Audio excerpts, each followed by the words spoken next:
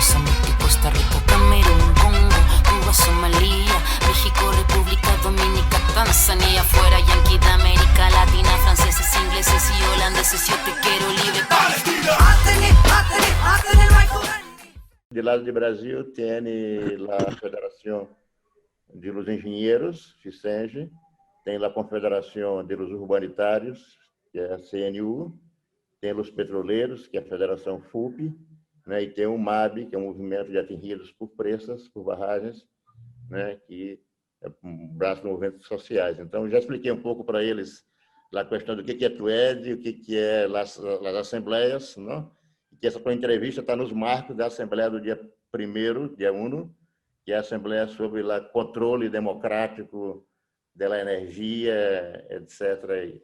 E a energia dentro de um processo de câmbio climático, não?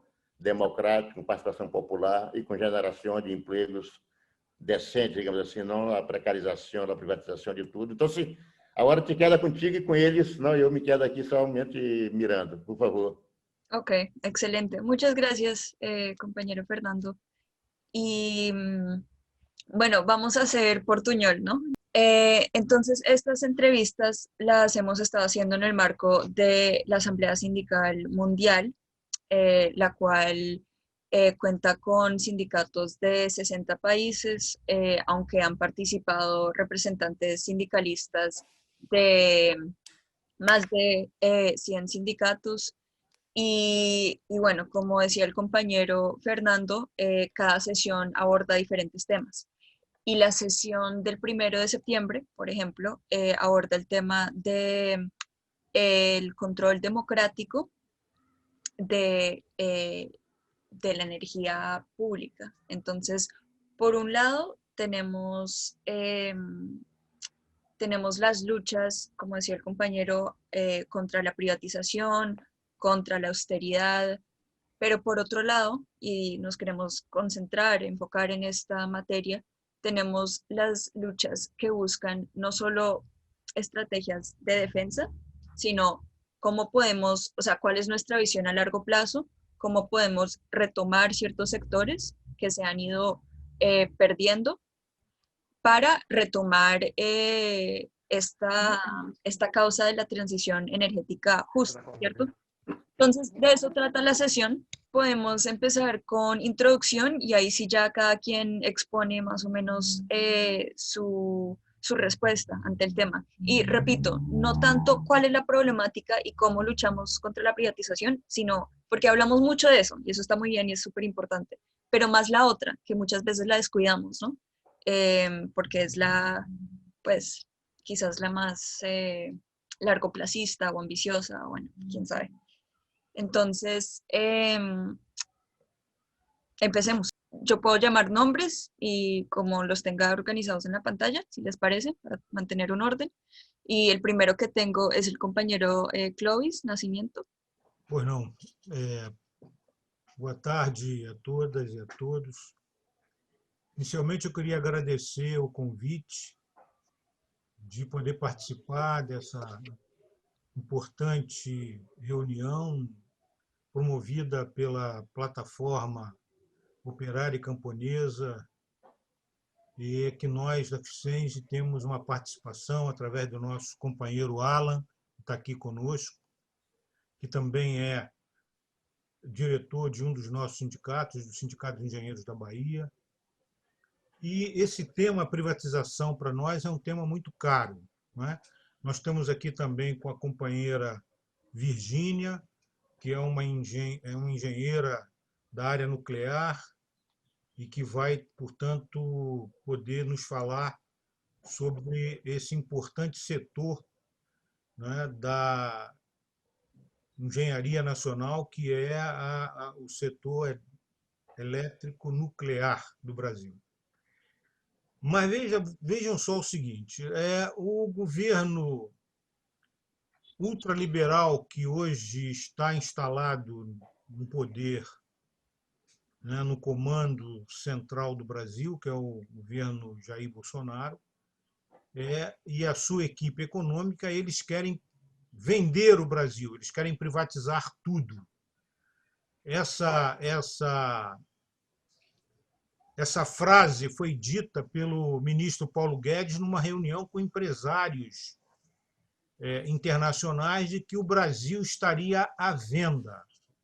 Veja só como que um ministro da Economia de um país se refere a um conjunto de empresários internacionais dizendo que o Brasil está à venda, né, para nossa vergonha, para nossa indignação. Mas o que está acontecendo de fato? É claro que eles começaram pela joia da coroa, que é a Petrobras, que está aqui representada pelo nosso companheiro Wagner, que vai falar também com detalhes sobre a questão aí da Petrobras, que já começou a ser fatiada e vendida, não é? Também para nossa decepção e para nossa indignação. E a luta continua, nós vamos continuar junto com os petroleiros, lutando para que essa privatização não avance, para que a gente possa, de alguma forma, atrapalhar e embarrear isso, né, para que, em algum momento, nós possamos reaver essas empresas que foram privatizadas. O governo, o último ato aí, eles aprovaram uma lei no Congresso Nacional onde eles estão propondo a privatização do setor de saneamento brasileiro. Eles querem, e está aqui o meu companheiro da CNU, Fernando. Cadê o Fernando? Saiu, não está mais aqui, não sei se está ouvindo. Não é o Fernando, não, é o... Paulinho? É o Paulo. Paulo de Tarso. Paulo de Tarso, está certo, desculpe. Mas o que ocorre é que nós fizemos uma luta ferrenha dentro do Congresso Nacional para tentar barrar essa aprovação dessa lei. E essa luta nossa fez com que eles só conseguissem aprovar essa lei neste ano de 2020. Ano passado eles não conseguiram, por conta de uma atuação muito forte dos parlamentares de oposição, os parlamentares de esquerda e dos nossos companheiros do setor de saneamento, que eu também sou do setor de saneamento. E, portanto, a mira central deles, eles querem privatizar o setor todo, mas veja você o seguinte: nós temos duas cidades, um estado, que é o estado de Tocantins, que já é privatizado, não é? E que a empresa privada que está lá em Tocantins há mais de 15 anos, eles não conseguiram universalizar, estão longe disso. Pelo contrário, eles, há uns 2 anos atrás, devolveram para o estado de Tocantins cerca de 78 municípios deficitários. A gente tem batido nessa tecla que a empresa privada ela visa o lucro e que os municípios deficitários não interessam, portanto, à iniciativa privada. Se a gente olhar para o cenário nacional, nós vamos nos deparar com o seguinte quadro.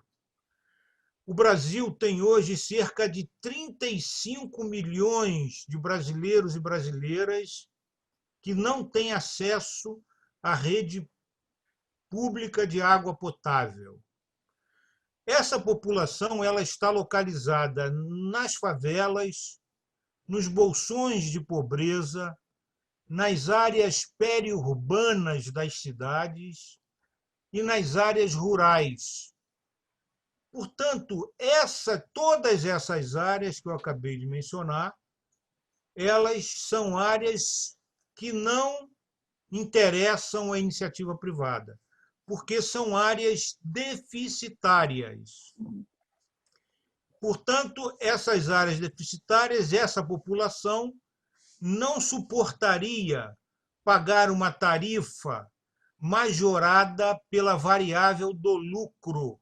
Uhum. Portanto, no que concerne ao esgotamento sanitário, nós temos um déficit muito grande. Nós temos cerca de 50% da população brasileira, ou seja, cerca de 100 milhões, 105 milhões de brasileiros que não têm acesso à rede pública de esgotamento sanitário. Mas isso também nos remete para uma outra situação, que é a seguinte: do ponto de vista individual de cada residência, por mais humilde que essa residência seja, normalmente a solução individual do esgoto dessa residência ele é dado como: a pessoa instala uma fossa sumidouro ou uma fossa filtro, e o efluente dessa fossa filtro vai para a galeria de águas pluviais e que vai para o corpo d'água. Mas muitas desses 100 milhões de brasileiros também estão situados nas áreas mais pobres do Brasil. Uhum. Agora, veja o seguinte paradoxo. Vamos imaginar uma pessoa aqui do Rio de Janeiro, que é a minha base, a minha área, a pessoa que vive na Baixada Fluminense, que é uma região proletária, com predominância de pessoas mais pobres, mas que tem essa solução individual dada. É claro que essa solução ela não é a solução técnica ideal. Por quê? Porque essa solução individual ela acaba contribuindo para a poluição dos corpos hídricos. No caso aqui do Rio de Janeiro, essa contribuição acaba poluindo a Baía de Guanabara, no caso da Baixada Fluminense. Pois bem, a minha preocupação é como é que nós vamos dizer para esse morador que está com a solução individual dele equacionada, que nós vamos colocar uma rede de esgotamento na porta dele para coletar os esgotos da casa dele, mas a conta dele vai dobrar. Como é que isso vai ser entendido por esse morador? Porque nós vamos ter que dizer para ele que a conta dele vai dobrar porque ele vai ter que contribuir para a melhoria do meio ambiente. Eu tenho sérias dúvidas com relação a isso. Sim. O que normalmente vai acontecer é que esse morador vai dizer: olha, melhoria do meio ambiente compete ao poder público. Uhum. Eu não vou permitir que a minha conta de água dobre para que eu possa contribuir para a melhoria do meio ambiente, já que a pessoa luta com dificuldade para colocar o pão de cada dia na mesa da sua família. Então, esse é um problema que vai ter que ser resolvido, não é? Eu estou só assim antevendo um problema que vai acontecer e eu não tenho nenhuma dúvida com relação a isso. Uhum. Uhum. Mas o que acontece? Hoje tem uma lei no Brasil que foi aprovada e sancionada pelo presidente da República, cujo um dos vetos está para ser apreciado e nós estamos lutando para derrubar esse veto junto ao Congresso Nacional. Uhum. Que é o veto que ele fez, não permitindo o contrato de programa. O que é o contrato de programa? O contrato de programa ele diz que é dispensada a licitação quando o contrato de programa é celebrado entre dois entes públicos. Sim. E o presidente da República vetou esse artigo. Por quê? Porque ele acha que tem que haver licitação em qualquer hipótese.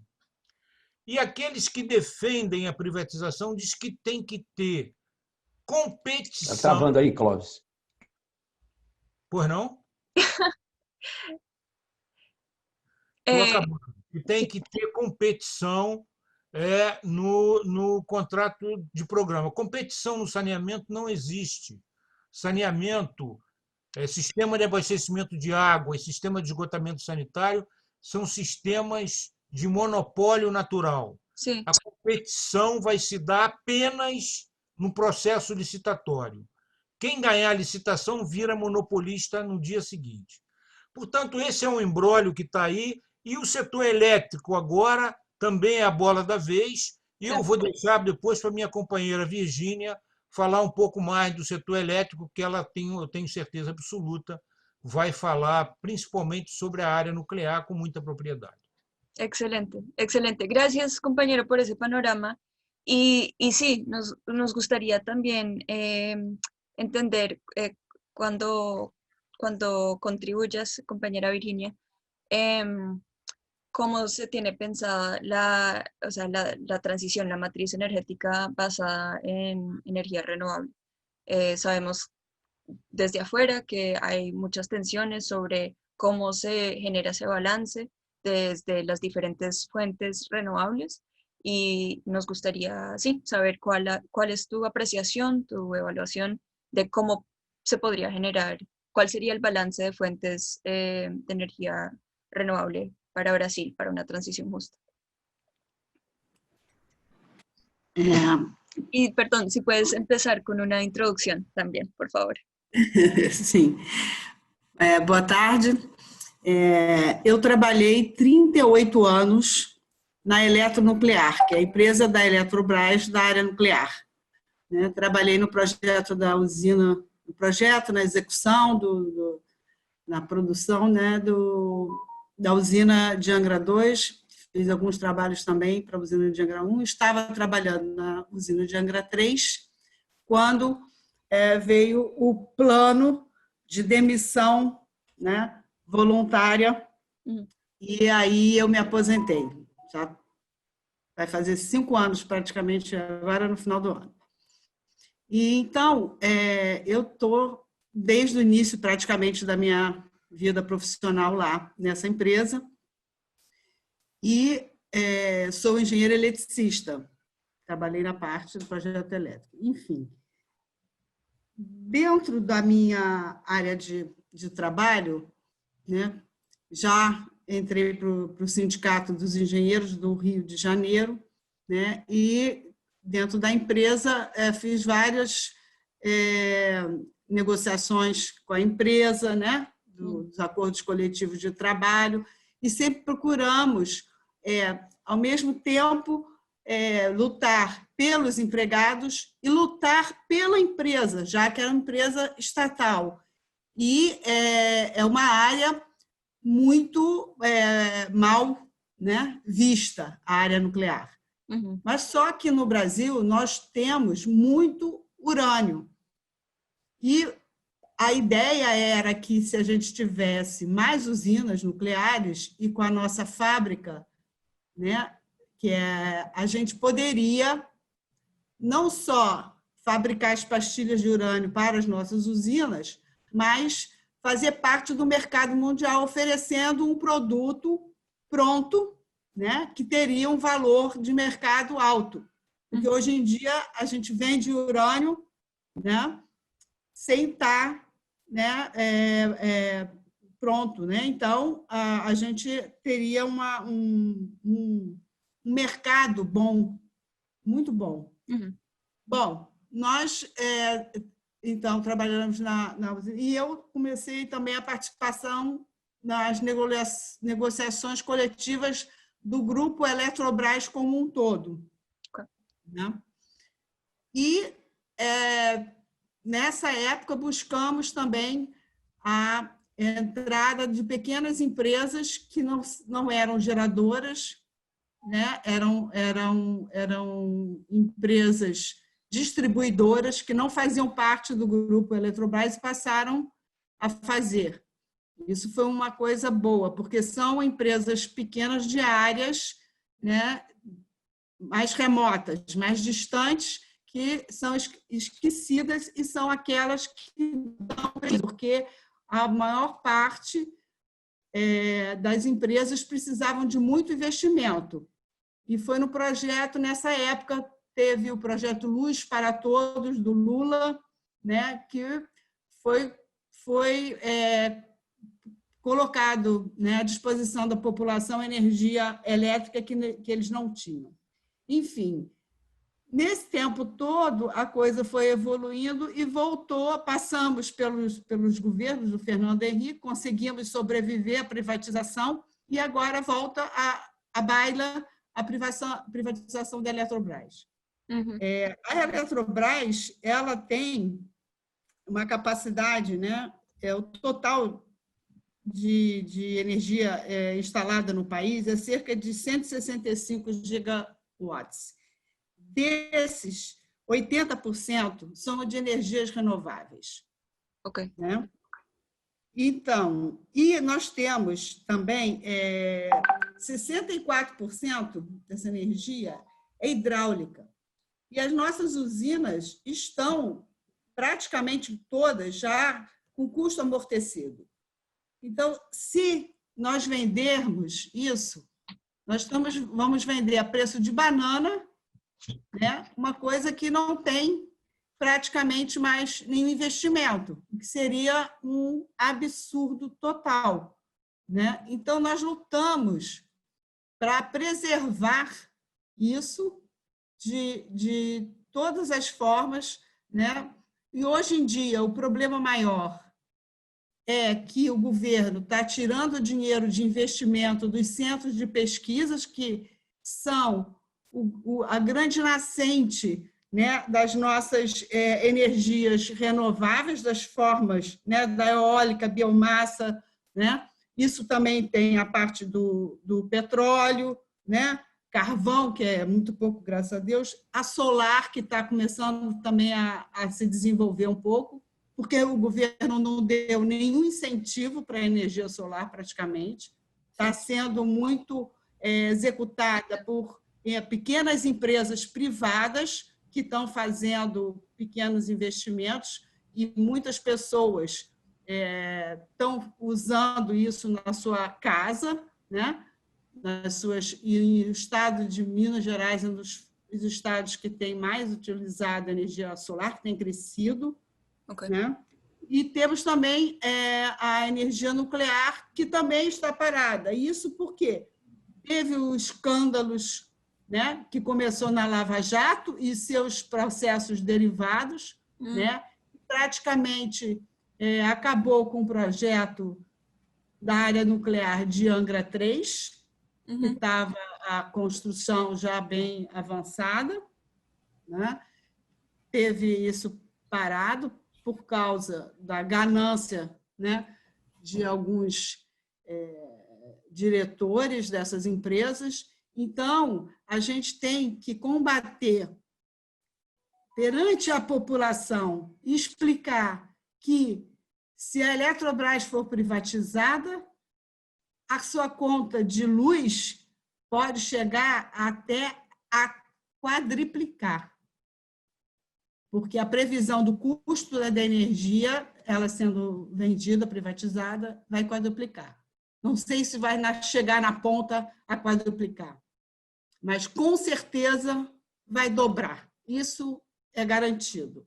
Então, nós temos que explicar, e temos que ter como explicar também que o fato de ter tido problemas na Petrobras, na Eletrobras, com o desvio de dinheiro público pelos seus gestores, não significa que as empresas não são lucrativas e não são boas para o país. Temos que desvincular pessoas que agiram de forma errada da empresa do país, que nós entendemos que, junto, inclusive na parte da energia elétrica, nós temos a energia hidráulica, que, se for vendido uma usina hidráulica, aquela água vai passar a ser do dono daquela empresa. E o que será da água? Também.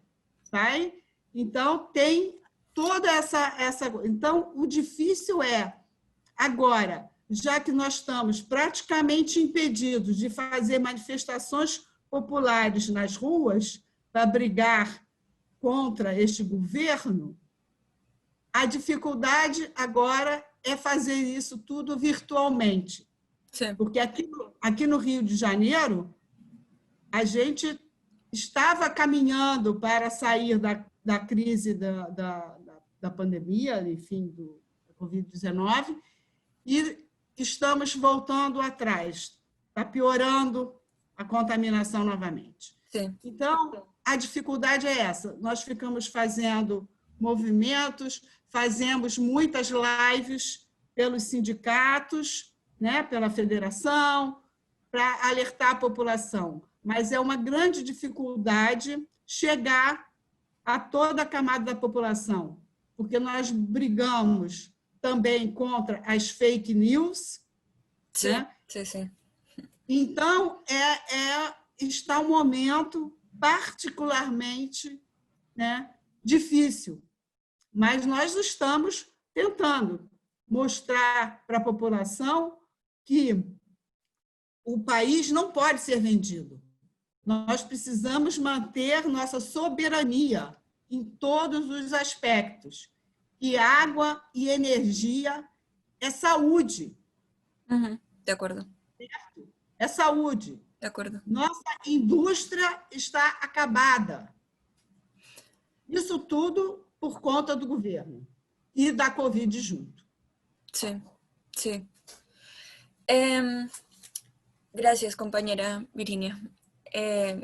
Impresionante la carrera profesional que has tenido y todas esas experiencias que han alimentado tu análisis. Me gustaría saber en el mundo sindical quiénes están, qué centros de investigación o qué sindicatos están proponiendo qué balance, o sea, qué proyecciones de energía renovable, ¿no? De qué fuentes, quiénes están estudiando las diferentes opciones, los diferentes escenarios que se podrían generar de energía renovable justa y sostenible. Justa, o sea, para las poblaciones, para el movimiento sindical, y sostenible, que responda a los límites ecológicos del cambio climático. Esa es una pregunta como que tengo también ahí pendiente, pero creo que hasta ahorita han dejado muy claro esto que la matriz energética y la transición energética no se pueden basar en un modelo de ganancias, ¿no? O sea, no podemos concebir de una transición energética bajo este modelo. Y lo que vemos es que los estados en todo el mundo, no solo en América Latina, claramente están garantizando las ganancias para empresas privadas para financiar estos proyectos.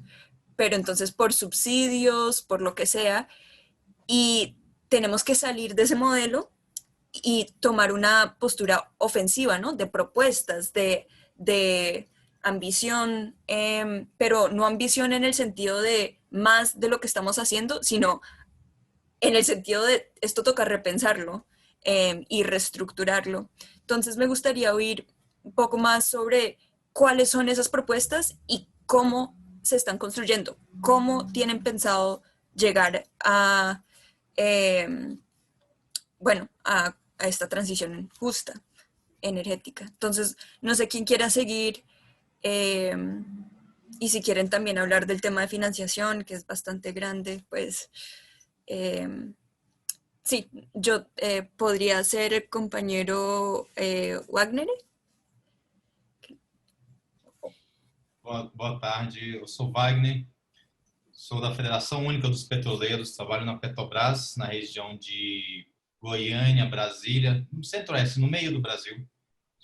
E eu vou fazer uma introdução, até queria saber, Lala, eu começo com uma introdução e depois eu posso ter outro momento para especificar o que pode estar acontecendo em detalhes? Sim. Tá, ok.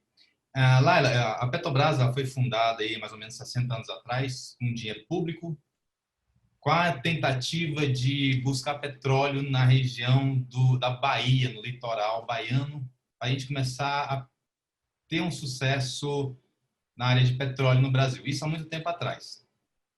E a Petrobras foi sempre crescendo, descobriu o petróleo, e a Petrobras foi sempre crescendo de acordo com o crescimento do país, mas muito aquém. A gente sempre foi muito dependente dessa energia, desse petróleo, né, desse ouro negro do externo. Aí vou contar um pouquinho da história recente do petróleo, e quando a gente fala da história recente do petróleo, nós estamos falando aí de algumas décadas. Por incrível que pareça, qualquer fato que se faça necessário para a mudança de petróleo demora no mínimo 10 anos. Então, vou fazer uma história aqui rápido, tentando ser breve, para não prolongar muito. No ano 2000, mais ou menos, então nós estamos voltando 20 anos, no ano 2000, a geopolítica do petróleo estava mais ou menos assim. Os americanos tinham um petróleo barato, a indústria do petróleo americana praticamente não existia na área de exploração, ela tinha muito refino, mas praticamente não existia na área de exploração, pois ela tinha um grande parceiro, que eram os árabes, que produziam petróleo barato e estavam inundando o mundo de petróleo. Então, o governo americano simplesmente fez uma política em cima dos árabes para um fornecimento contínuo do petróleo. Uhum. Só que em 2001 teve um fato histórico, acho que todo mundo, com certeza todo mundo lembra disso, que foi o ataque terrorista no World Trade Center. Nisso, os americanos se viu numa situação perigosa, pois os mentores desse ataque eram árabes. Uhum.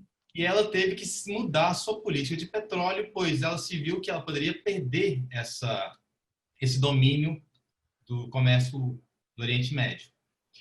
Então, os americanos começaram a investir na procura de petróleo local. Então, eles começaram a procurar petróleo no seu próprio país. E com isso, eles já tinham um conhecimento que algumas regiões já tinham. Então, a gente olhar um mapa assim na cabeça, no norte da América, entre Chicago e Nova York, aquela área ele é rica em gás, né, que é o famoso shale gas, que é o gás da rocha. Sim. Então, eles começaram a investir naquela exploração, né? Então, eles começaram a investir.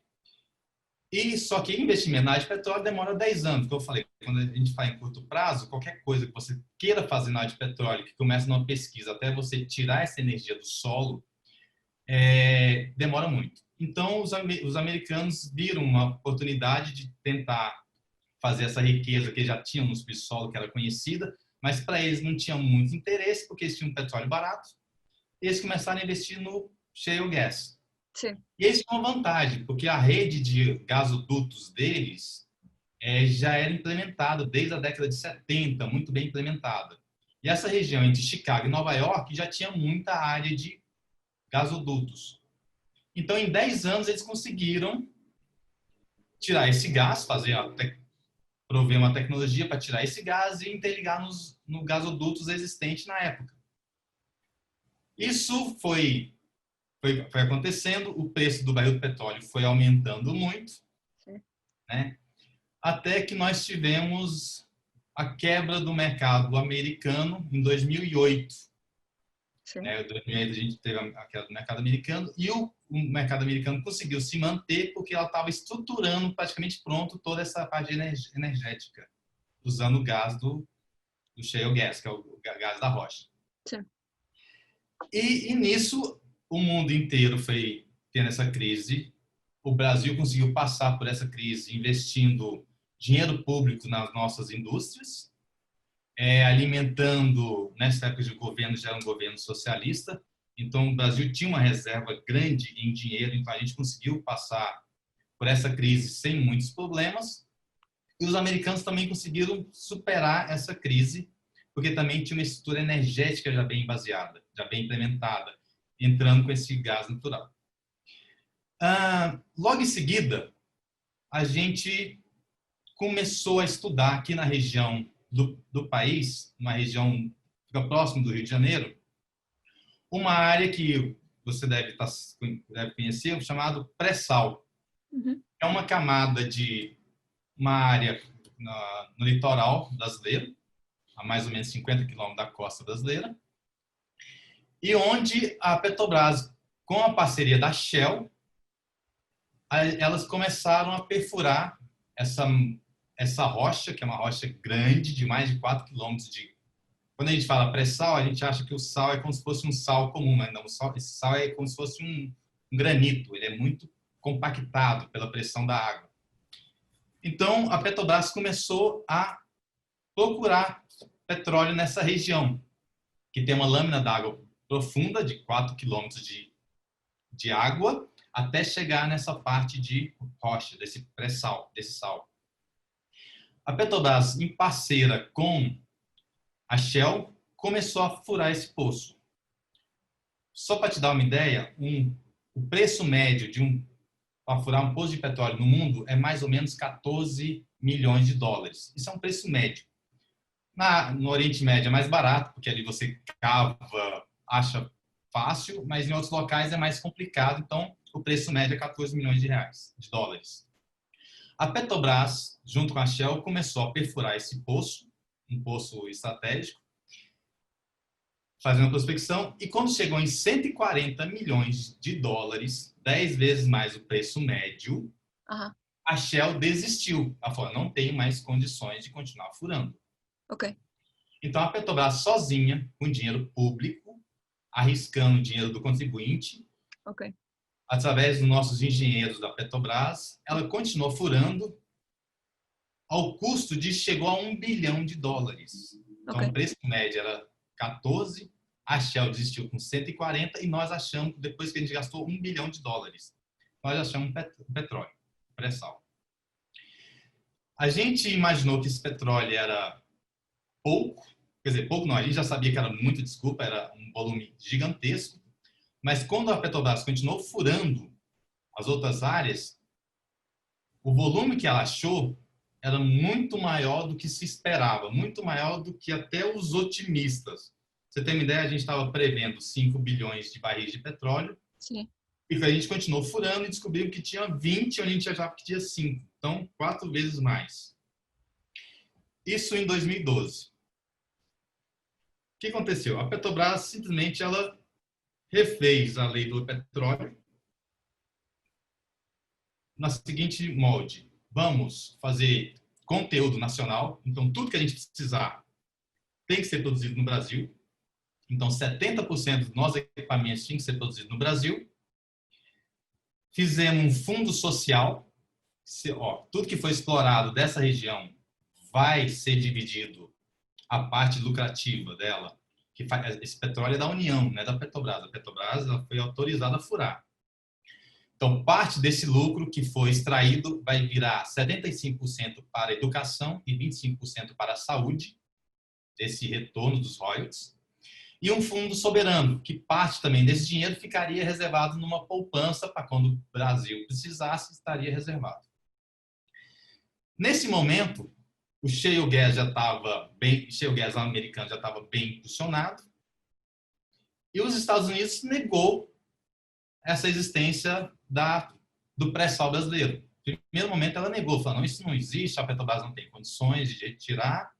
Então, a gente desacredita e corta o financiamento da Petrobras público, fazendo várias mentiras no mercado petroleiro, dizendo que a Petrobras não teria capacidade de fazer isso. Enfim, o shale gas ela tem uma produção, como é gás, ela tem um pico.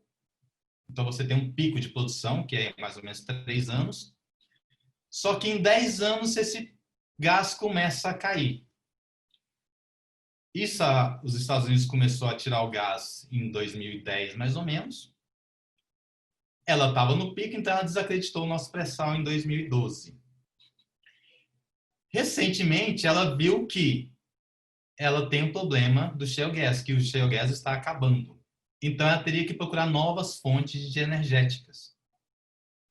O Oriente Médio nunca foi um ambiente muito saudável na parte política, né? Geopolítica. Ali sempre teve conflito. E sempre em cima de petróleo, né? Além do lado religioso, também o petróleo é um grande incentivador dos conflitos. E a Petrobras, ela começou a sofrer ataques, ao ponto de o governo americano simplesmente começar a colocar escuta na presidente Dilma. antiga presidente do Brasil. Ela começou a investigar através do conhecido Snowden, né? Ela começou a investigar a Petrobras e começou a descobrir que a nossa produção de petróleo era a Petrobras era completamente capaz de explorar esse petróleo. Então, ela começou um lobby com os nossos congressistas para que a gente pudesse abrir esse mercado da exploração. Mas a Petrobras é a única empresa que tem a tecnologia para tirar esse petróleo, porque nós operamos o equipamento.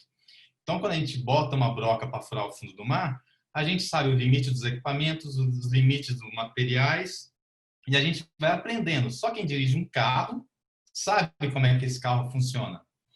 Então, o Congresso Nacional começou a receber um lobby para que mudássemos essa política, que é uma política de conteúdo nacional, a política que a Petrobras tinha que ser a operadora única. Então, quem quiser explorar, qualquer outra empresa estrangeira que queira operar na área do pré-sal, a Petrobras entra como parceira e opera. Então, ela que liga as bombas, ela que pressuriza, ela que tira o produto. E simplesmente estavam querendo tirar o controle nosso. Sim. Então, esse de 2012 para cá, a Petrobras tanto se fortaleceu, cresceu, Sim. e ela conseguiu ser independente, ela conseguiu ser autossuficiente em petróleo. Então, todo o petróleo que o país estava precisando, Sim. a gente já conseguia produzir, refinar para o nosso consumo. E começamos, inclusive, a exportar esses produtos derivados. Ok. Então, os americanos, através das suas empresas petrolíferas, assim como as empresas britânicas, como a BP, ela se viu na mão da Petrobras para explorar essa riqueza.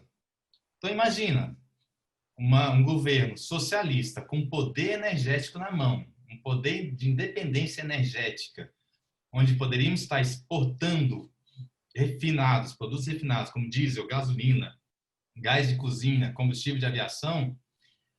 Ela simplesmente se viu à mercê de um país igual ao nosso. Um país que todos desacreditam, né? Às vezes até, inclusive, brasileiros, a gente não acredita em nós. Imagina, brasileiro tirar petróleo, nós temos esse povo tão misturado, né?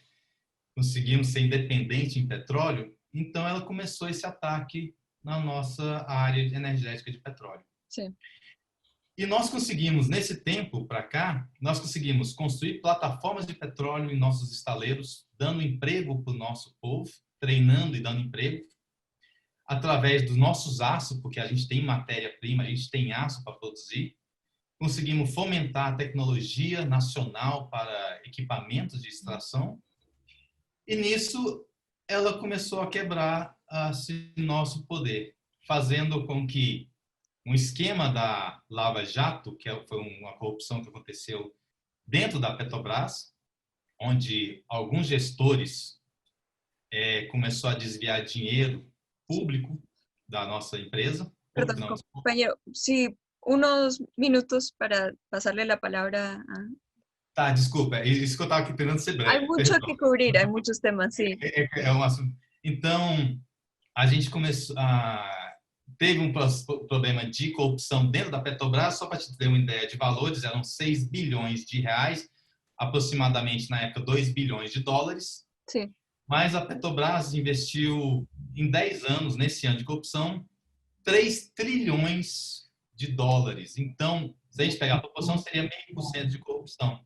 Então, isso é o cenário que a Petrobras vive hoje, uma empresa que está integrada do poço ao posto, e que ela está sendo desmantelada no processo de privatização.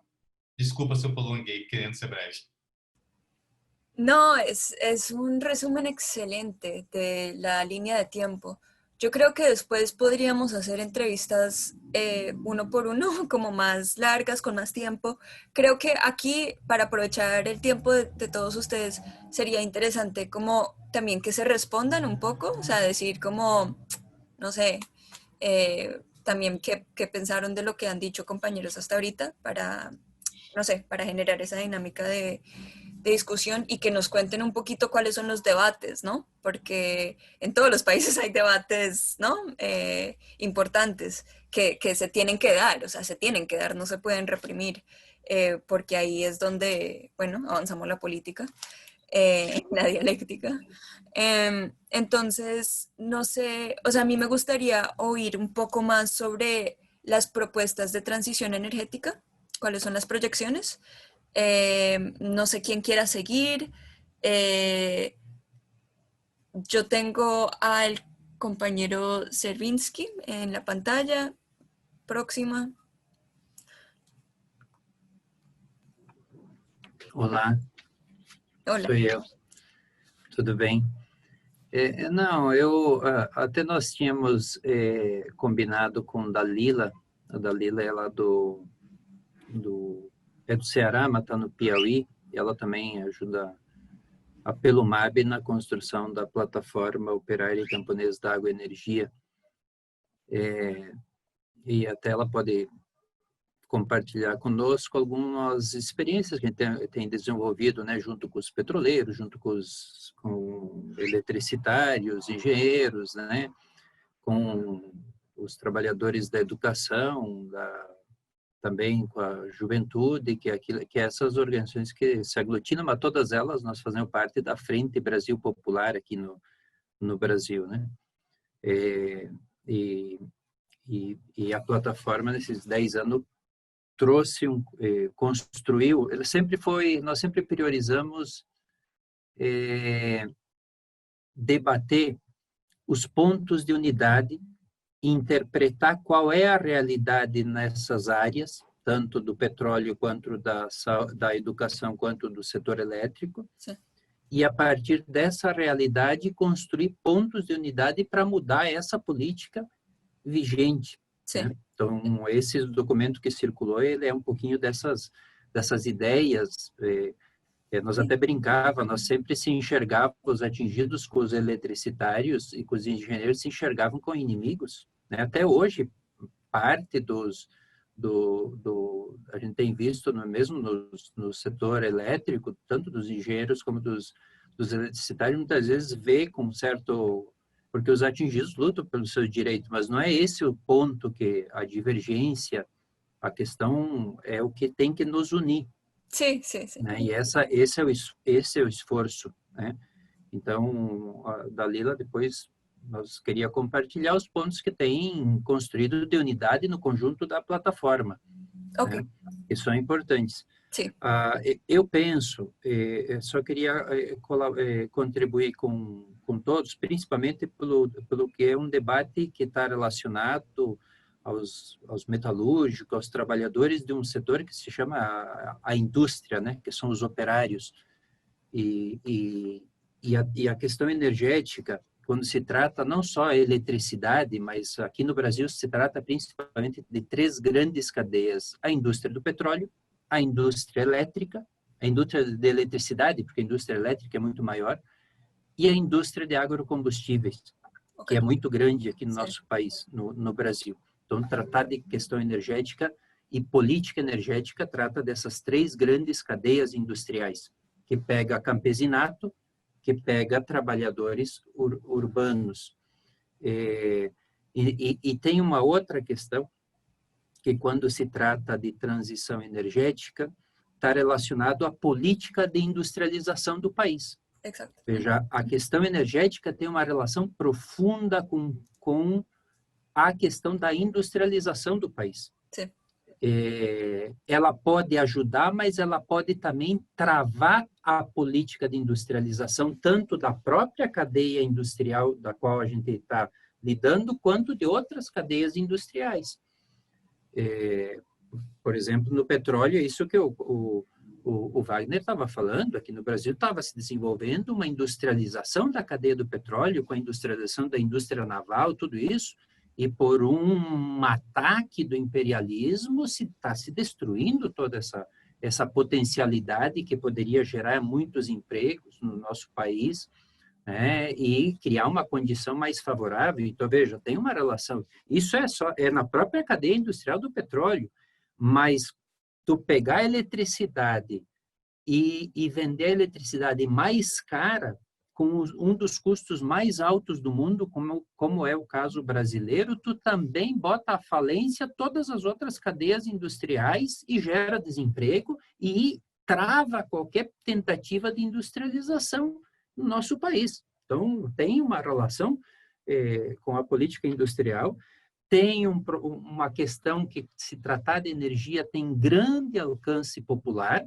veja, porque pega ou pelo gás, ou pelos combustíveis, ou pela tarifa da conta de luz, de energia elétrica, ou no caso da água, do saneamento, pega também, atinge toda a massa de trabalhadores, e tanto é um tema que, ao mesmo tempo, ele tem de uma importância estratégica, ele tem temas que podem dialogar com as massas lá dos bairros mais empobrecidas, né? Via a questão da tarifa. Sim. É um tema que ele está no centro da disputa mundial, da geopolítica mundial, e principalmente envolve os países imperialistas, e, portanto, envolve o capital financeiro. Portanto, pensar a questão energética hoje não tem como não pensar a luta anti-imperialista. Pensar a questão energética hoje é tu tentar também olhar onde estão as bases naturais, que é onde é que estão as bases de petróleo, onde é que estão as maiores reservas de petróleo, onde é que estão as maiores reservas de água para produzir energia hidráulica, onde é que estão as maiores reservas de gás natural. E se tu analisar esse mapa da geopolítica das bases energéticas, vocês vão ver que estão na periferia dos países periféricos. O caso América Latina América Latina e Oriente, principalmente, são as duas grandes centros de reservas extraordinárias, e isso coloca o centro e os países que mais consomem estão no centro, nos países do capitalismo central. Portanto, tem uma disputa sobre o controle, e ela tem uma tendência, essa disputa, a conduzir a conflitos militares, ao menos é na história. Sim. Leva para conflitos, golpes. Então, não dá para fazer um debate de transição sem considerar esses elementos que tu coloca no centro, a luta de classes e a luta na geopolítica mundial. Então, são questões que penso que são fundamentais, e no caso brasileiro, tratar de transição, nós temos sempre cuidado, Lala, que acho que aí é um acordo, tem um consenso muito grande entre todas as organizações, ao menos nos debates da plataforma que nós fizemos. Tem uma tendência, quando se fala de transição energética, do pessoal achar que é um problema só de matriz, de tecnologia. E não é um problema de matriz, é um problema de política energética que tu adota. E política energética tu adota como é que tu planeja, como é que tu organiza essa cadeia industrial ou essas cadeias industriais, como é que tu controla ela, ou tu entrega para o capital internacional, para os bancos, para os fundos de investimento, tudo isso, ou tu controla essa cadeia, tem soberania sobre isso, e como tu destina os resultados dessa extraordinária riqueza gerada. No Brasil tem a lei de partilha, que nós começamos a abrir uma porta para usar os resultados dessa riqueza para a saúde e a educação. Agora é a grande ofensiva do capital para destruir isso. Então, veja, todas essas questões, tratar de... E esses temas que estão com a plataforma. Infelizmente, não sei, mas as organizações aí da plataforma, nós temos que fazer um debate profundo com os operários das outras cadeias industriais, porque se nós quisermos recuperar a indústria no Brasil, nós vamos ter que recuperar a soberania e o controle absoluto, pleno, total, sobre a indústria da eletricidade, sobre a indústria do petróleo. Nós vamos ter que mudar profundamente a política de tarifas, porque não dá para vender uma tarifa que é um absurdo. Pagar, aqui tem um dos custos mais baixos e pagamos uma das mais altas do mundo. Sim, é absurdo. Veja, todas essas questões estão envoltas e estão colocadas nesse debate. Então, por isso que é um debate de projeto de país, eu diria assim. De acuerdo. De país y como vos mencionaste ahorita, de modelo económico mundial, porque tiene que ver con todas estas temáticas de geopolítica. Y tenemos que dar la lucha en todos los frentes, ¿cierto? O sea, contra el imperialismo, por supuesto, y simultáneamente por un control democrático dentro de nuestros países que redistribuya la riqueza, ¿no? Que combata la desigualdad dentro de nuestros propios países, ¿no? O sea, Colombia es uno de los países más desiguales de nuestra América, entonces, ¿cómo dar todos esos frentes de lucha simultáneamente por medio de la energía, que es como, ¿no? O sea, la columna vertebral de la economía. E creio que hoje está em risco uma reconfiguração da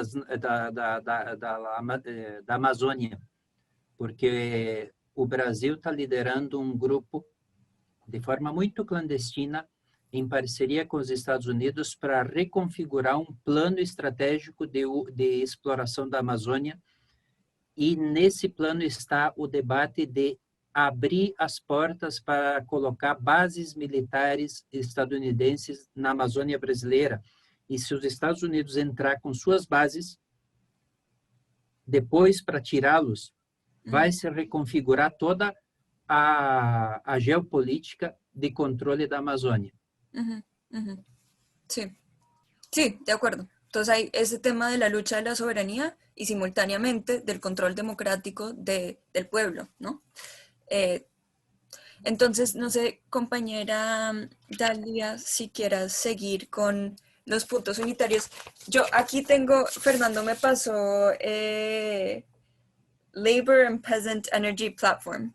Vamos, ¿es ese el que vas a mencionar ahorita? Sí, sí. Okay. Yo tengo el de 2014 y el más reciente, pero excelente, o sea, me encantó leerlo. Entonces sí, cuéntanos y empieza por favor con una introducción.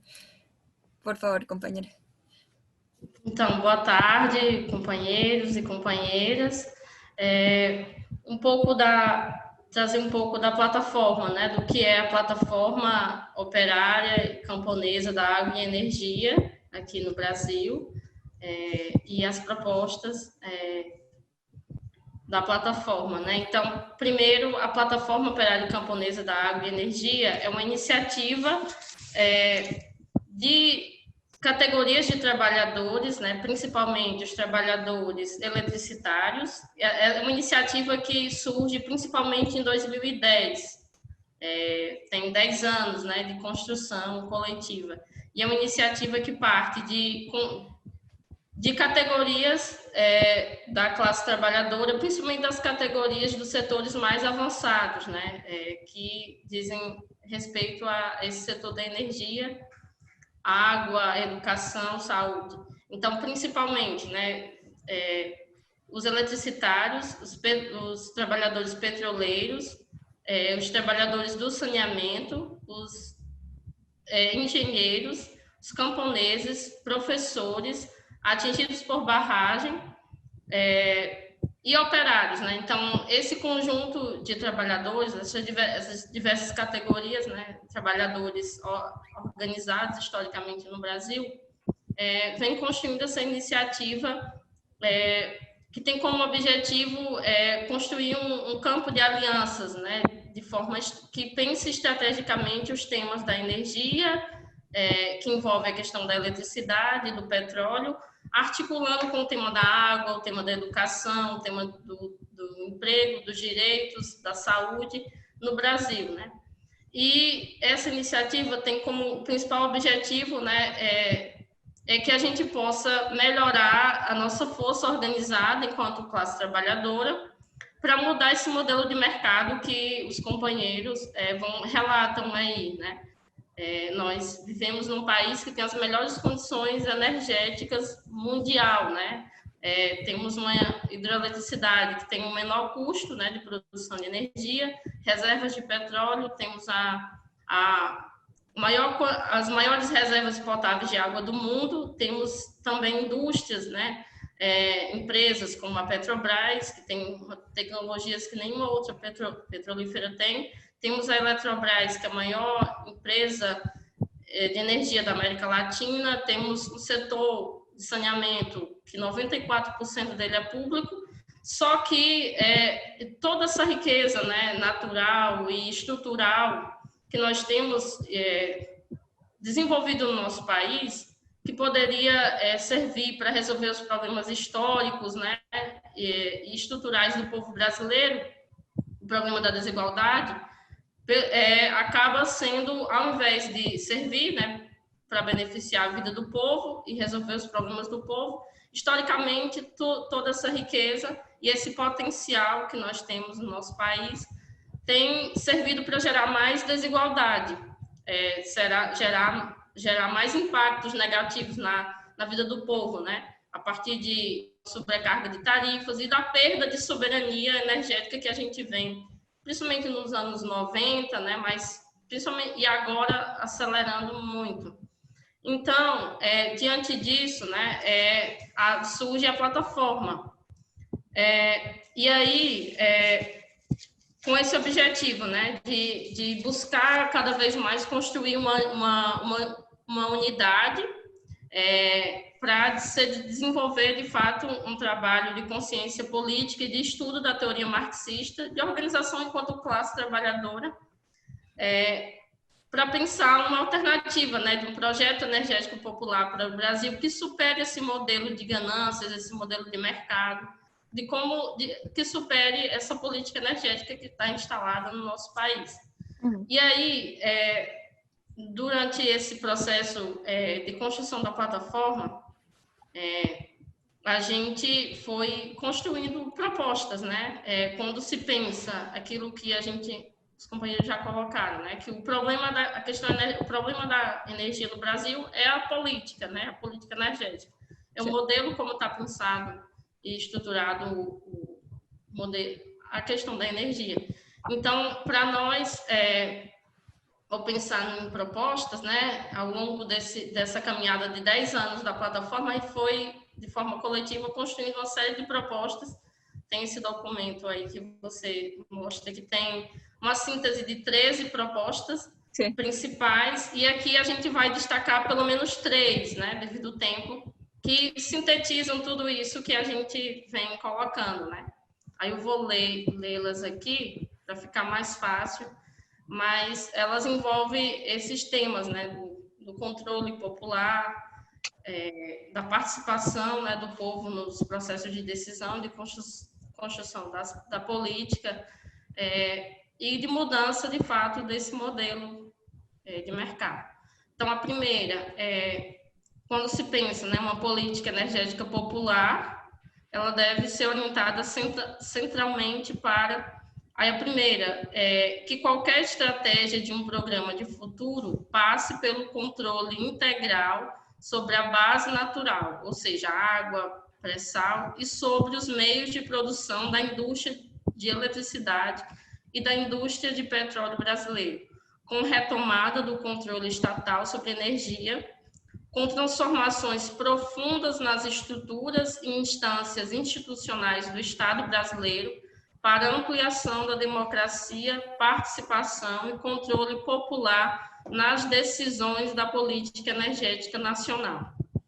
A segunda proposta, né, entre as principais, é que em toda a cadeia industrial destes ramos seja garantido o controle pleno e o destino social dos resultados da produção ou excedente produzido, para buscar alto grau de desenvolvimento humano articulado com a melhor política de valorização e garantia dos direitos dos trabalhadores e trabalhadoras e das populações atingidas por essa política, né? Por esse modelo. E terceiro, que se realize mudanças políticas e institucionais de Estado profundas para superar o modelo de mercado no setor elétrico e no petróleo e permitir a construção da melhor organização da indústria de energia inclusive com a melhor política de industrialização em território nacional. Que são, dentro desse conjunto de propostas, né, que a gente vem produzindo construindo de forma coletiva, essas 3 seriam as principais que a gente, dentro desse conjunto, né? Então, acho que sería isso nesse primeiro. Listo. A mí te quería hacer, antes de que pasemos al compañero Alan, quería hacerte una pregunta, porque a mí me llamó mucho la atención, bueno, primero el énfasis en la descomodificación de la energía, ¿cierto? O sea, porque nosotros decimos eso, es necesario descomodificar la energía, pero, o sea, desmercantilizarla, ¿no? Pero ustedes como que entran en puntos concretos, ¿no? Yo lo tengo en inglés, entonces no sé cómo, pero, o sea, por ejemplo, bueno, terminar el contrato del mercado libre y entran en esos puntos, hacer una regulación de precios, o sea, para lo de las tarifas que ustedes mencionaban, y bueno, como que terminar la especulación en el sector eléctrico y en la energía en general. Bueno, me parece fascinante. Y algo que me llamó la atención es, me pareció muy lindo, en la segunda parte hay un punto sobre la participación popular en las agencias regulatorias. Entonces dicen que, bueno, para garantizar un modelo público de regulación, quieren implementar mecanismos de participación popular y de toma de decisiones sobre los servicios públicos. Y es fácil decir que uno quiere eso y mucho más difícil practicarlo. Entonces quería saber cómo... Bueno, veo que el compañero Alan está no sé si vos quieras hablar sobre eso más bien. Isso. O Alan ajudou a escrever, então. Ok. É bem... Assim, não é fácil, de fato, você conseguir Y perdón, si trabalhar. te introduces primero, perdón. Okay. Meu nome é Alan, Alan Hayama, eu sou engenheiro de produção mecânica e trabalho aqui na engenharia de projeto da automobilística da Ford Motor Company, aqui na Bahia, aqui em Camaçari. E isso daí, você trouxe um ponto que é excelente, né? De que forma a Dalila trouxe os pontos que a gente tem consenso, mas de que forma a gente vai chegar para colocar em prática isso, né? A gente da plataforma tem um processo que, antes de virar lei, as coisas, o povo precisa tomar conhecimento desse processo. Então, como a plataforma ela opera para chegar nas bases? A gente criou, através das indicações de todas essas organizações que estão aqui compostas, para além disso, tem educação de juventude, organização de juventude, organizações da educação. Então, a gente compôs um primeiro momento que a gente chama de formação de formadores. Então, a gente pegou mais ou menos umas 70 pessoas de 19 a 20 estados brasileiros, daqui do Brasil.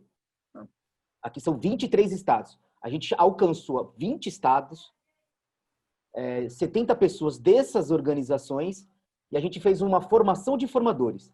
Todos esses sistemas que as pessoas vieram falando sobre o petróleo, sobre a energia elétrica, sobre a água, todo mundo, a gente condensou isso em estudos e começamos a formar pessoas. 70 pessoas foi formada na primeira turma.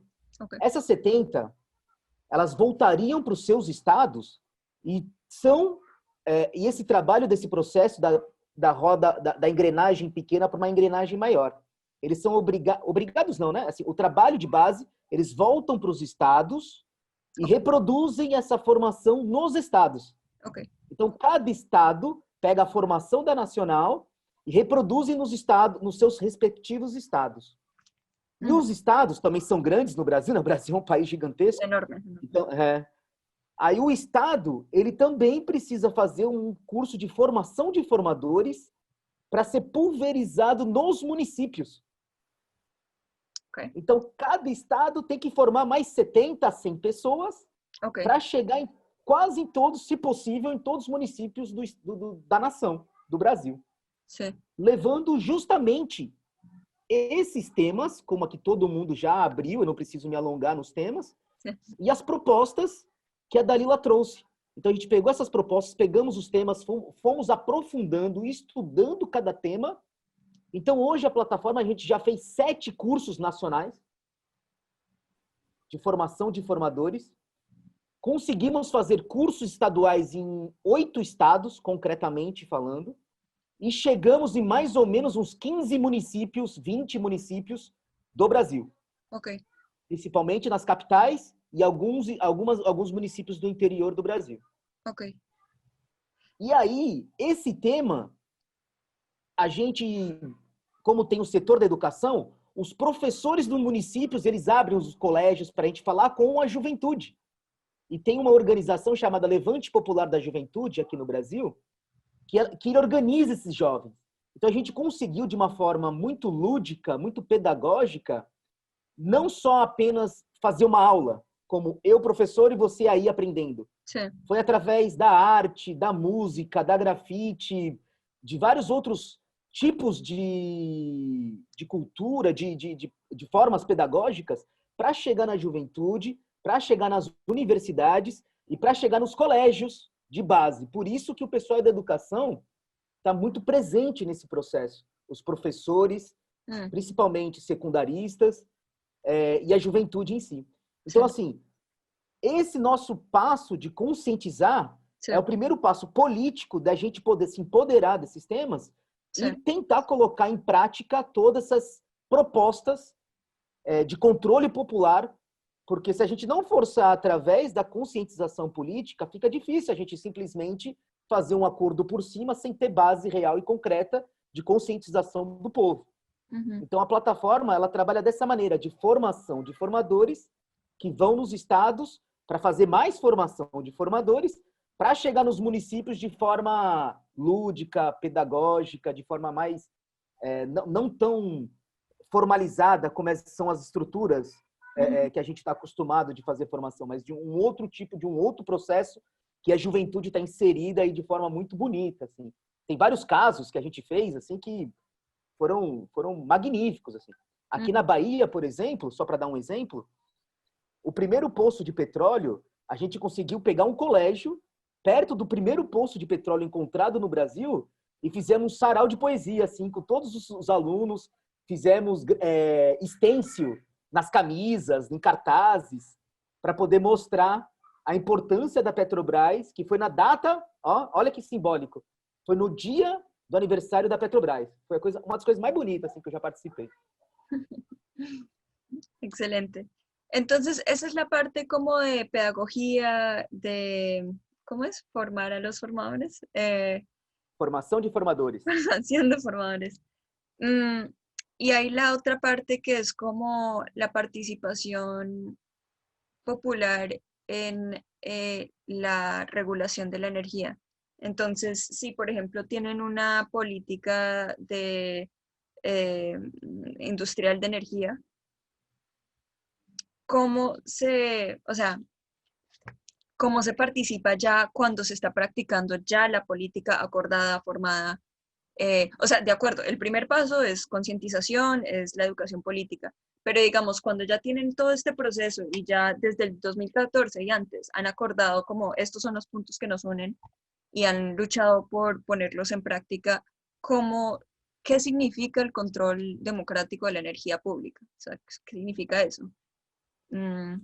Más allá de la educación, ¿cómo tienen pensado ese tema?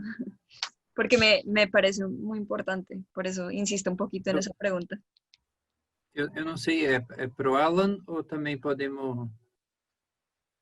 Por favor, Servinski, pode complementar, acho que é importante. Não, porque eu participei desse debate, assim, vários debates, inclusive de seminários internos da plataforma entre todas as categorias, quando nós estávamos discutindo essa questão.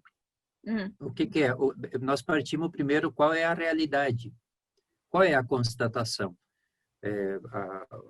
O modelo capitalista tem uma tendência a centralizar a riqueza, mas não só a riqueza, centralizar a propriedade ou seja, em mãos de propriedade privada burguesa, centralizar os resultados do trabalho em mãos disso, porque o capital nada mais é que resultado de trabalho, né? Da exploração do trabalho assalariado, e centralizar a política. Veja, aqui no Brasil, mas não é só no Brasil, tem o esquema das agências reguladoras, que é o esquema que é praticamente para tu tirar qualquer poder, e agora o Clóvis e o pessoal do saneamento podem explicar as decisões sobre a política de saneamento agora em processo de mudança, no processo de privatização que está, eles estão tirando todo o poder dos municípios e dos estados. Veja, isso não garantia a participação popular, mas ao menos tinha um processo mais descentralizado, que quando o povo queria lutar, ia lá para cima do prefeito, o prefeito ficava com medo. Então, a principal forma e ferramenta de participação é a luta. Agora, a luta, ela não ocorre de forma espontânea. A luta, se tu não tiver organização, não vem assim, vamos botar povo e vem espontaneamente. E ou seja, exige um elevado grau. Quanto mais organização, mais força a tua organização tem. Se tu não tem organização, tu não consegue mobilizar a gente, né? Então, uma das questões é apostar na organização popular, e não só de movimento social, mas a questão do processo coletivo. Veja, nós estamos discutindo a questão de política energética com os professores. Isso é uma coisa interessante, discutir isso. Os professores fazendo debate em sala de aula. Claro que isso é suficiente? Não, é absolutamente insuficiente. Mas é um processo. Nós também estamos fazendo o Alan esqueceu de falar, nós estamos fazendo um processo de preparação de quadros junto à Universidade Federal do Rio de Janeiro, com cursos de pós-graduação para o conjunto dessas organizações. Já tem 300 militantes formados, que ficam 2 anos estudando lá na universidade. Claro, esses são processos que tu bota o conhecimento, porque sem conhecimento não tem como haver participação. De acordo. Né? Então, tem que democratizar o conhecimento. A energia não pode ser uma pauta de uma categoria, tem que ser uma pauta das massas. Né? Agora, só isso também não é suficiente. Veja, nós vamos ter que mudar aí. Tu pode dizer assim, não, mas isso é uma proposição de vocês querer ampliar a participação. É uma proposição. Eu diria o seguinte, é uma intencionalidade que quando nós tiver força suficiente, nós vamos mudar radicalmente se nós não resolver fechar as agências reguladoras e construir um tipo diferente que permita, de fato, participação do povo. Mas também não basta só isso. É preciso mudar o controle das empresas. As estatais hoje, elas são estatais, mas quem controla é o capital internacional. Né? As estatais tem muita estatal. Nós temos uma estatal de energia elétrica, que é a CEMIG, que só 17% é controlada pelo governo disso. O resto tudo está nas ações. Ou seja, então, veja, também não nos serve esse tipo de estatal, de empresa estatal, que ela tem o nome de empresa pública, mas ela age como uma empresa privada para remeter dividendos e lucros aos acionistas das bolsas de valores. Isso não nos serve. Ao menos os debates da plataforma, isso vai ter que mudar profundamente. Então, veja, tudo isso são perspectivas que precisam alterar, e quem pode? Veja, se o Estado não oferece uma condição, esse Estado burguês que nós temos não oferece uma condição, o privado também não oferece uma condição. A estrutura política que organiza essas cadeias industriais, eu diria, ela está cartelizada. Quem controla são os cartéis internacionais, quem controla as agências reguladoras. Veja, só pode ter algo diferente se houver um grande processo de participação e controle social nas estruturas. São essas? Não sei. Talvez tenhamos que criar outras, mas esse é o debate da participação e do controle popular. De acuerdo, de acuerdo. Yo solo lo resaltaba porque lo vi en el programa de ustedes y me pareció interesante. Pero, compañero Alan, no sé si quieras terminar con unos comentarios y ya ahí le pedimos al Sim. compañero Paulo que nos cierre. Bem rápido, só para complementar. E isso não impede de fazer a luta do presente, por exemplo. Os petroleiros ir lá no Congresso, apertar os senadores, os deputados e fazer também a luta política também no dia a dia. Sim. Então são duas coisas que andam em paralelo e tem que ser casada por uma estratégia final. Sim. Então assim, o projeto político ele é para além das nossas categorias, é um projeto de nação, é um projeto de soberania. Então é isso que a gente vem discutindo aqui. É esse projeto de soberania que a gente está colocando para as bases e para as massas para poder entender esse projeto de soberania e fazer essas lutas casadas para a gente conseguir chegar no que Cervinsky disse, como é que faz esse controle popular e como é que a gente consegue, de fato, ter os controles do Estado nas nossas mãos. Muy bien, gracias compañero. Y compañero Paulo, sé que vos vas a hablar en la Asamblea Sindical Mundial, pero no sé si quieras complementar ahorita, qué has pensado de todo lo que se ha dicho hasta ahorita y si nos puedes dar como un análisis de cierre. Boa tarde, Lala. Boa tarde, Fernando. Boa tarde a turma aí sindical da FICENGE, da FUP, do MAB. Um abraço aí, Cervinsky. Tá me ouvindo bem, Lala? Tá me ouvindo bem, Lala? Compañero, Tá sí. cortando? Um momentinho. Eu vou tirar o vídeo. Agora. Tá me ouvindo bem agora? Melhorou? Ah, sí, mejoró. Sim, melhorou, tá. Eu acho que as falas aí foram, diante do tempo, elas foram muito complementares, tá? Nós estamos, na verdade, falando de bens essenciais para a sociedade. Quando nós falamos em energia, quando nós falamos em petróleo, quando nós falamos em água, quando nós falamos em educação, nós estamos falando em bens essenciais para a vida e nós estamos falando também da essencialidade que garante a soberania de um país, de uma nação, né? Então, o que me chama a atenção, depois das falas todas que foram colocadas aí, é a questão do público e privado, é a questão da forma como se amarra a questão dessa essencialidade. Não se pode ter políticas que se mude ao sabor do governo que vem, do futuro governo.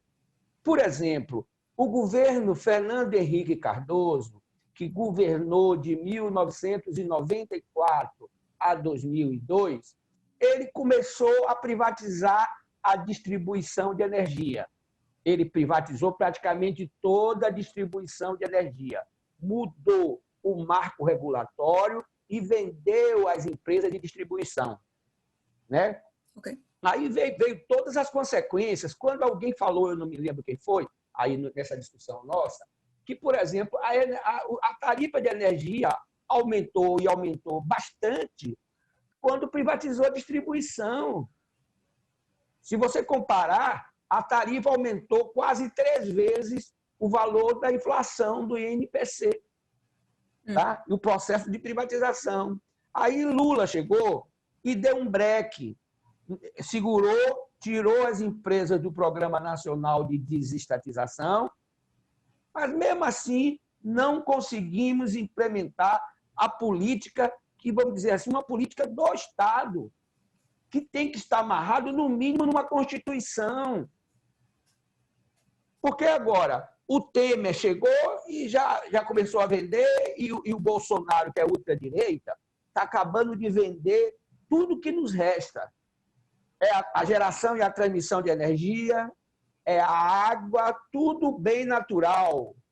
A água são as nossas bacias hidrográficas. Quando se fala em vender a energia, né, privatizar a energia, está se falando também nas bacias hidrográficas, né, do Rio Paraná, do Rio Tocantins, do Rio São Francisco, que vão ser vendidas. porque hoje é controlado pelas subsidiárias da Eletrobras, a água. Então, nós estamos falando disso tudo em jogo. Eles estão vendendo a Petrobras em pedaços, em fatias, né? Em fatias. Então, isso não pode... A gente tem que brecar esse mal aí, tá? As coisas não podem acontecer ao sabor do governo que vem. Enquanto isso, para reverter é muito difícil. É muito difícil a reversão desse processo. Quem está gostando disso é o capital privado, principalmente o capital privado internacional. O capital privado internacional está gostando. A energia elétrica não serve para o Brasil, a China está comprando tudo. Já é a segunda empresa hoje dentro do Brasil na geração e distribuição de energia elétrica. O chinês, né? Não serve, o espanhol está comprando. A Neoenergia, a empresa espanhola também, aqui é multinacional, que é majoritária aqui do setor de distribuição, né? Então, eu acho que Dalila colocou algumas questões que são um projeto nosso de amarrar via o Estado esses bens essenciais, de ter a participação popular com o governo, o trabalhador, as empresas, mas que também passa por uma série de coisas. Por exemplo, 50 milhões de brasileiros recebem $200, ou seja, o salário mínimo. 50 milhões de brasileiros. Como é que esse trabalhador estuda? Como é que ele aprende? Me fala aí, me informe aí, como é que ele consegue? 10 milhões estão abaixo da linha da miséria, da pobreza. Né? Então, ou seja, é uma questão estrutural mesmo da colonização, do atraso que nós passamos. Sim. Não tem educação pública, tem educação pública para segurar isso que a gente está querendo, que a gente imagina, que a gente sonha, a gente participar, interferir através dos conselhos, na educação, na política de energia, com tantos profissionais competentes no petróleo, né? Porque eles simplesmente agora estão com a ideia de vender tudo. Pior, estão querendo vender uma Eletrobras que vale 400 bilhões, estão querendo vender por 20. Nesses 2 últimos anos, 18 e 19, a Eletrobras deu um lucro líquido de 24 bilhões. Eles estão querendo vender por 20 o preço da Eletrobras. Para quê? Para fazer ajuste fiscal. De 750 bilhões, querem vender 20 para fazer ajuste fiscal. As empresas todas lucrativas. Empresas lucrativas, né? E aí agora acabou de dar um golpe de acabar, mudou o marco regulatório da água, né?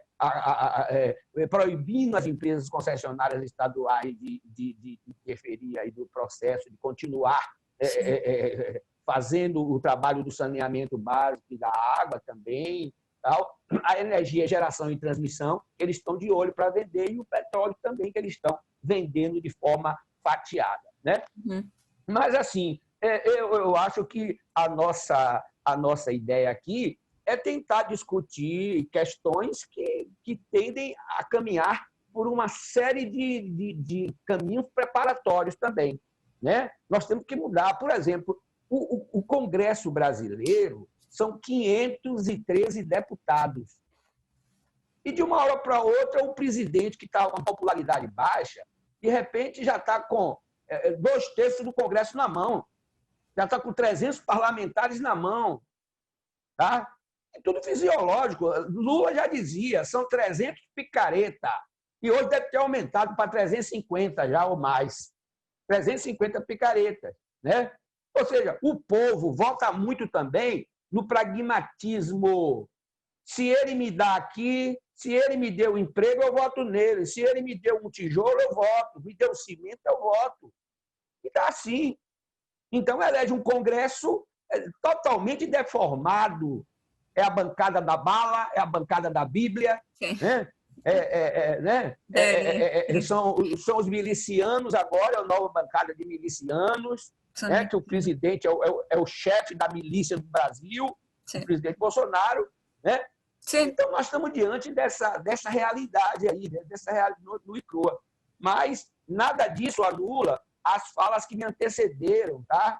São falas de um processo de luta muito antigo que nós fazemos, que nós viemos enfrentando e tentando mudar um pouco essa realidade dentro do espírito da formação, né? Mas é ainda muito incipiente para o que a gente precisa para mudar a nossa realidade de Brasil. Sí, sí. É isso aí, Lala. Só Bueno. falei isso. Muchas gracias, compañero Pablo. Quería agradecerles mucho por su tiempo. Aprendí mucho. Nigeria, Bolivia,